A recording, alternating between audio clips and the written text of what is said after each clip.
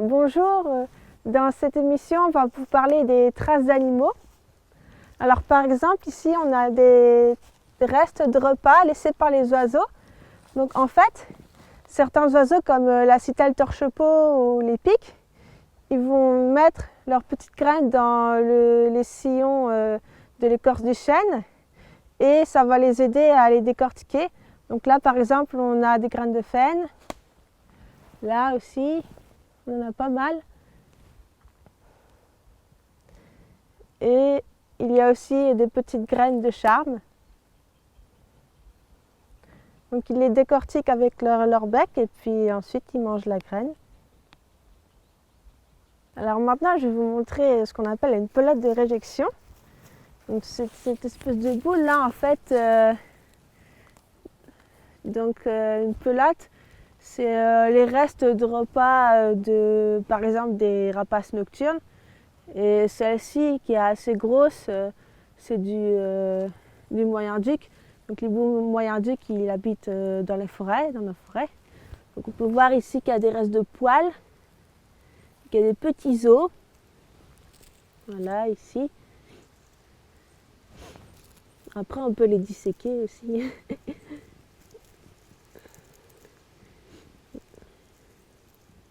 Donc il n'y a pas que les hiboux et les chouettes qui font des pelotes de réjection, il y a aussi d'autres oiseaux comme les corbeaux, les corneilles, les hérons aussi je crois, les buses.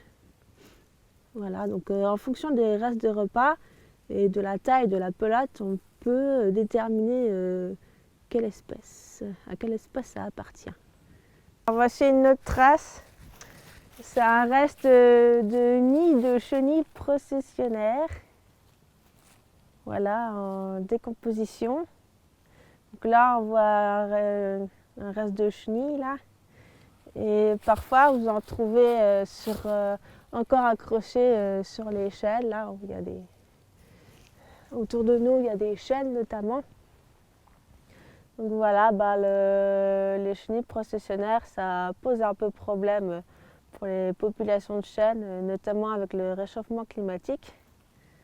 Donc elles vont manger les feuilles et puis des fois on se retrouve avec des chênes avec toutes les feuilles quasiment mangées. Donc c'est un peu un problème et puis bien sûr faire attention quand on se promène à cause des petits poils urticants. Voilà, certaines personnes peuvent se retrouver à l'hôpital notamment. Donc faire attention surtout en cas d'allergie. Et apparemment, d'après ce qu'on m'a dit, il y a un impact aussi sur les animaux, quoi. Donc voilà pour les chenilles processionnaires. Voilà ce que ça donne sur un arbre. Là, on voit mieux les carcasses de chenilles.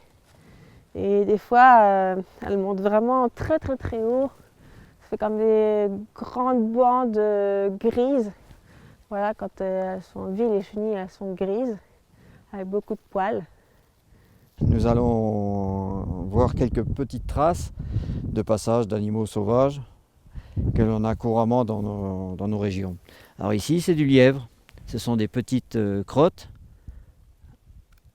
Voilà. Quand ce sont des petits tas comme ça, on est certain que c'est du lièvre. Si vous avez du gros tas, des plus petits amas, c'est sûrement du garenne, du lapin de Garenne, quoi. Et donc ici, c'est un petit tas, ça a été marché, je pense qu'il y a d'autres animaux qui passent par là, il y a du chevreuil, donc ça a été piétiné. Mais bon, c'est flagrant, ces petites crottes-là, ça indique bien la présence de lièvres par ici. Voilà, bon là on a aussi un indice, c'est la présence de notre ami renard.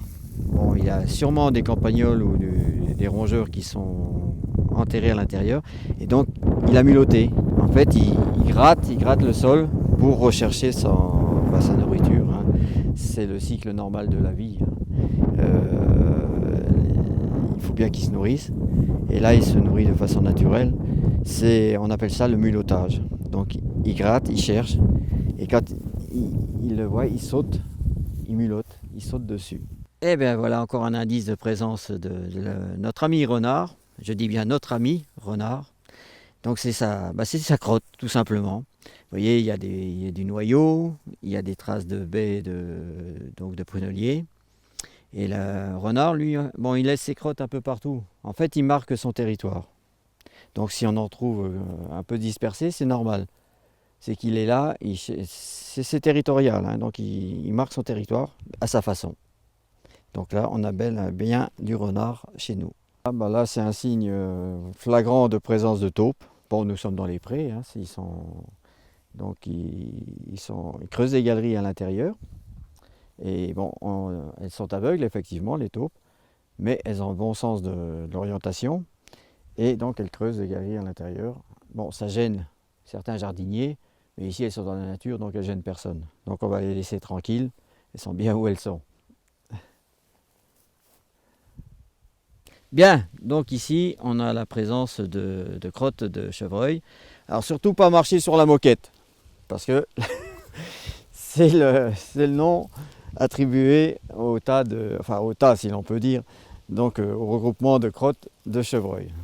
Alors, marchez pas sur les moquettes. Autre indice de passage d'animaux sauvages dans les haies. Ah, voilà.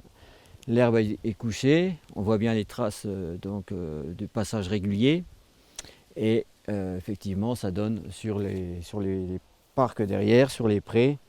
Donc là, on est pratiquement sûr qu'il y a des animaux sauvages qui sont présents ici. On les laisse tranquilles. Ben, voilà, c'est la saison des noix en ce moment. Et ça attire beaucoup d'animaux, d'oiseaux. Donc le corbeau, principalement. Mais le corbeau, lui, il les prend en l'air et il les laisse tomber au sol pour les éclater, pour manger. Donc, par contre, celle-ci, on l'a retrouvée au sol. On voit qu'elle a été, on pense, rongée. Alors, ça peut être un mulot, certainement un mulot, qui vient, voilà, il vient se nourrir. Donc, les noix, elles ont poussé dans ces haies. Sûrement grâce à ces petits mammifères ou aux oiseaux, donc aux corvidés, qui les ont déposés ici. Et naturellement, ça a repoussé. C'est caractéristique aussi, on voit qu'il y a bien du passage d'animaux sauvages, je dirais. Je ne vais pas dire du gibier. Ce sont des animaux sauvages. Le gibier, c'est un terme que je n'aime pas trop. Ils sont là, ils sont chez eux, ils ont leur passage. Ce sont des animaux sauvages, simplement. Alors voici un petit hervet que je viens d'attraper là qui se promenait. En fait, l'orvet, certaines personnes pensent que c'est un serpent, mais ça appartient à la famille des lézards. Voilà. Je trouve ça très mignon. Oui, mais en plus, je vais les relâcher. C'est inoffensif en plus, je crois qu'on peut le dire. Il ne faut pas que les gens aient peur.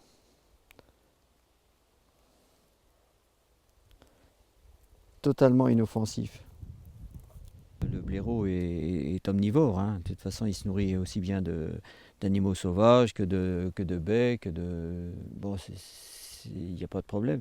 Tout le monde les classe carnivores, mais il se nourrit, il mangera des pommes, il mangera des fruits, il mangera des restes d'animaux. Voilà, il s'adapte à la situation, hein, suivant ce qu'il trouve. Et là, donc, on a des crottes, c'est du blaireau. Le blaireau est très propre. Il a son terrier ici, mais il creuse un trou en dehors pour faire ses crottes. Et ça, c'est caractéristique du blaireau, hein. Par contre, les terriers peuvent être également squattés, si on peut dire, habités, c'est mieux, par le renard. Le renard aussi aime bien aller dans les mêmes terriers que le blaireau. Voilà, donc ces terriers peuvent être très très très profonds. En fait, ils se cachent à l'intérieur, donc ils vont avoir des petits à l'intérieur. Et ils creusent des galeries carrément. Et on voit le tas de terre de sortie, et on peut imaginer un peu ce que ça peut représenter au niveau tonnage. J'irais une famille de blaireaux peut dégager jusqu'à 40 tonnes de terre. Rien que pour une famille.